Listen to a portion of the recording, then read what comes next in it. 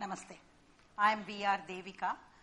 I'm going to talk to you about two great inspirations in my life and my career as a school teacher. There's a cricket pitch that you can see. You need to come this side. Thank you, ma'am. Sorry.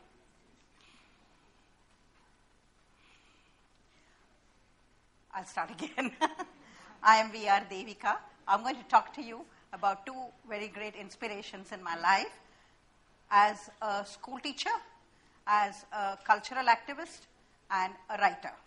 These two are traditional performing arts and crafts and Mahatma Gandhi. Let me begin with the traditional greeting that a Bharathanatyam student learns first. That is, takka demmi, takka demmi, takka demmi, takka demmi, takka demmi, takka demmi, ta. I was 23 years old when I began to learn the basic steps of Bharatanatyam with 6 to 9-year-olds as my classmates. I didn't mind the age difference, mainly because I was already a school teacher for 5 years by then, and children were my inspiration. I was 18 years old when I became a school teacher by fluke, but the moment I entered the classroom with about 25 bawling 3-year-olds, I loved it so much that I said, I'm going to be this all my life. I will work with children and education all my life. And all my spare time was spent in looking for tools that would make my class more interesting for myself and for children. And when I saw my student Sanjay's parents, the very famous Bharatanatyam artist Dhananjayans, take a class, I decided that, wow, I can take all this into my classroom.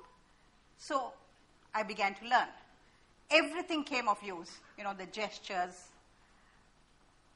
the lines, everything came of use in my classroom, and everything was converted into a lesson in the class. For example, the very first greeting that I did, which is acknowledging the earth, greeting the earth, I converted into a lesson for respect for diversity. So my lesson went, with my soul and my body, I salute all directions, Mother Earth, without thinking of whom I cannot make any decisions, and all the people of all religions, of all faith, of all languages, of all countries, of all colors, plants, rivers, rocks, everyone who share her with me. This became a lesson. When I have done this, I have created a circle around me, an invisible circle. The dance touches the periphery of this circle. So how about a class in mathematics? There is radius, diameter, circle, curve, and all the gestures, storytelling, everything came of use. I kept going further and looking at the ancient classical texts that have observed, documented, and given us what these performing arts are even before 2nd century BC. All these texts tell us that the ultimate aim and achievement of a performance is to create a sahridaya. Who is a sahridaya? A sahridaya is one who can understand the nuances of the performance, is knowledgeable, and gets the complete mood internalized and reacts completely. One with the performer. Sahridaya, sahridaya. I wondered, isn't a teacher a performer too in the classroom? Is he or she not required to bring alive a text for children? And should they not look at this, creating a sahridaya in the audience? Everyone, all the children, all levels of children, reaching the last one.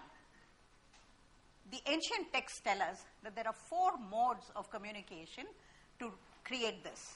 They are Angika, which is the language of the body. The body is very expressive. You stand like that, you stand like this, stand like this, like that. people know who you are, the way you hold yourself. Vachika, which is expression through words and music. Aharya, which is expression through makeup, costume, and decor. And Satvika, which is living the role internally, completely internalizing it and expressing it. I decided to apply all this in my classroom teaching. So I worked on my body language. How am I standing in the classroom? Is my spine straight? Is my shoulder out? Are my hands away from my body? Then chin goes up. Then comes the Vachika. All my words, are they clear? Are they reaching everyone? I worked on my voice like a musician would, as the voice culture. I worked on voice culture. Then, of course, Aharya. I consciously wore only cotton saris, and I used nature-friendly materials in all my visual aids. I hoped all these three would lead me to Satvika, to becoming really a teacher, internalizing the role of a teacher and giving maximum to the children. I shared all this with a whole lot of my other colleagues in my own school and teachers from many different schools, and the excited response I got was very, very heartening. Music and dance. When we look at all this and then go on to looking at crafts, traditional icons that have come up to us, let's look at Nataraja.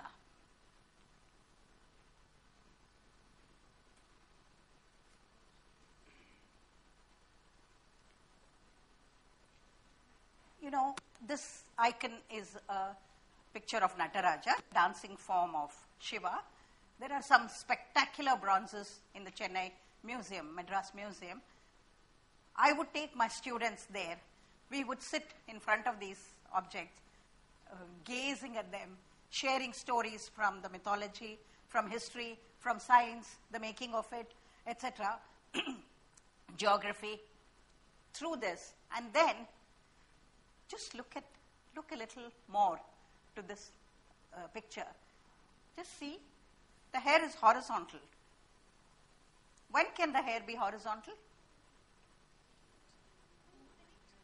When you're spinning. Brilliant. When you're spinning, and if you just observe carefully, look at that picture, the picture shows him almost moving. It's a moment in a movement, in a circular movement. It's like as if a flash of photography has been achieved by the sculptor. If you look at this, it's a movement. The waistcloth is flying. The hair is horizontal. By keeping this hair horizontal, the artist tells us that this is a moving movement. It's a movement captured. So all these things we worked at looking at it. And look at that skull, the circle there. It's relating to the cosmos. And with this as the axis, we are related to the cosmos. And this I connected with my greeting, the namaskaram that we did in the beginning. Music and dance are such integral part of our lives all over the world. But our education system has always marginalized them and never taken them as tools for learning. The villagers gave a ceremonial reception to the Satyagrahis on the outskirts of the village.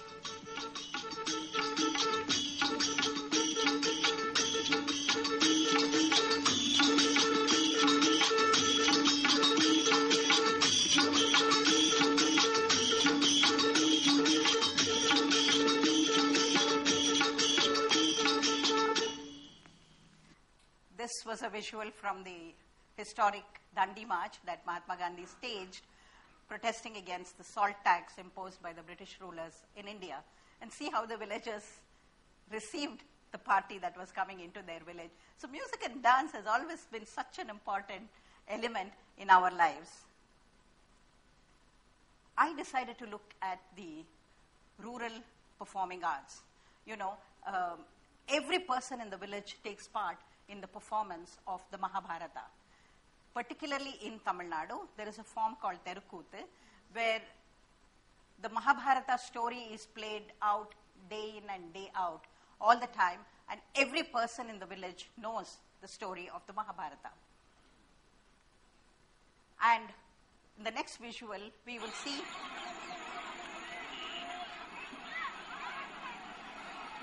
this is Duryodhana. After the performance of 10 days of the Mahabharata, the main villain Duryodhana becomes a statue in the village. And if you notice, the villagers are keeping a pot of water in the right thigh of the statue. In the story, Duryodhana is killed by the hero Bhima by striking on the right thigh. So the entire village takes part in the ritual killing of the villain here. And this happens all over India, in different forms. I took this idea and I wanted to work with children, and I decided to stand him up, the main villain. I decided to stand him up and made children become arrow. That villain was greed. It was embodiment of greed. And, today we know all about capitalism, etc. So this was villain. And the children became an arrow.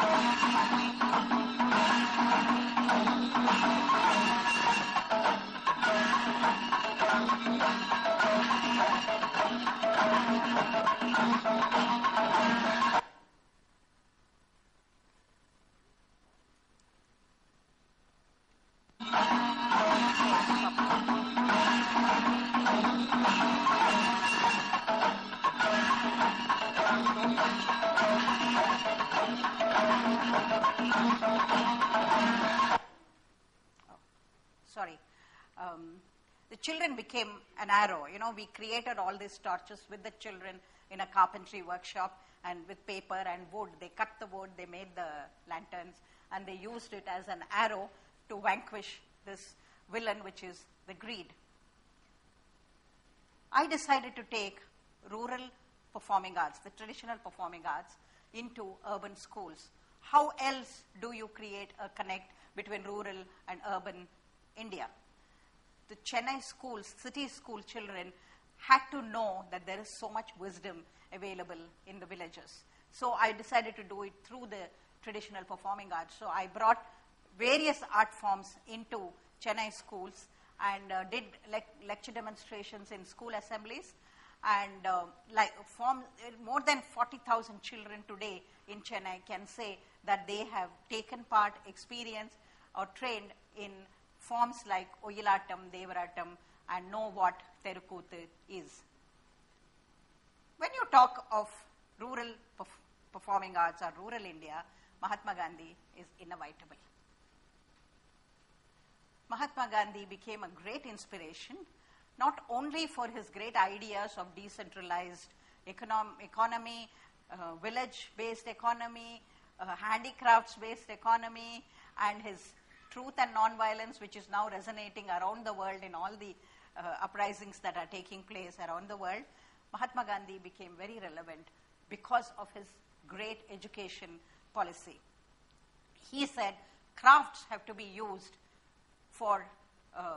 as the tool of learning in schools. So he used the spinning wheel as a tool for educating Indians about their own economy, and also learning the value of self-sustenance, and also to be a participant in the freedom struggle and to create a new India. The spinning wheel, Gandhi said, is a national necessity. Not on the clatter of arms, but on the reintroduction of the spinning wheel depends the economic and moral regeneration of India. While touring the country incessantly and tirelessly, Gandhi did not lose sight of India's gravest problem, poverty. India as a nation, he observed, can live and die only for the spinning wheel. He also announced a competition, a design competition for making this charkha, which is the spinning wheel, small and portable. So small charkhas were created, which he adapted. In my project, the Aseema Trust project, Spin a Yarn for Self and Society, we take the spinning wheel to various schools and we teach them spinning and make children reflect on how we can connect Gandhi's ideas of peace in today's context, how we can use these peace ideas. So, spinning becomes a tool for learning about self-sustenance, about nature-friendly materials, about design,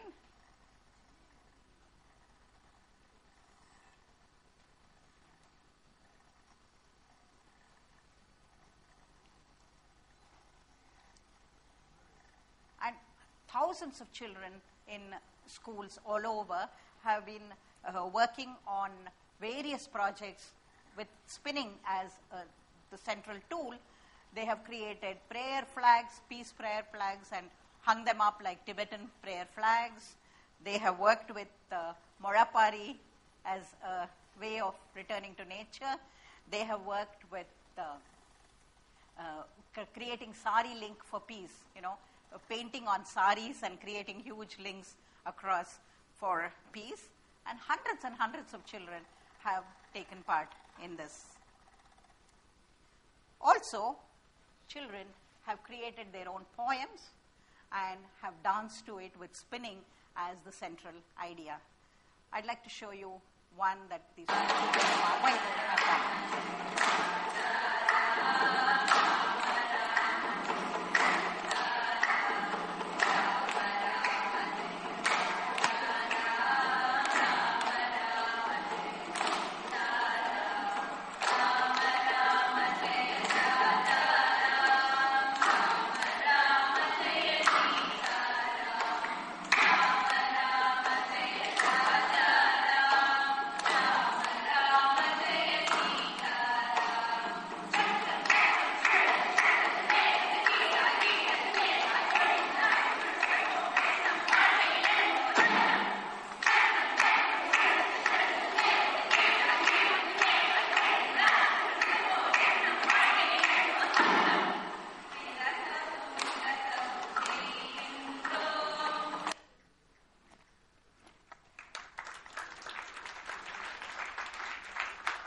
The traditional performing arts in schools program was to gain respect for village India.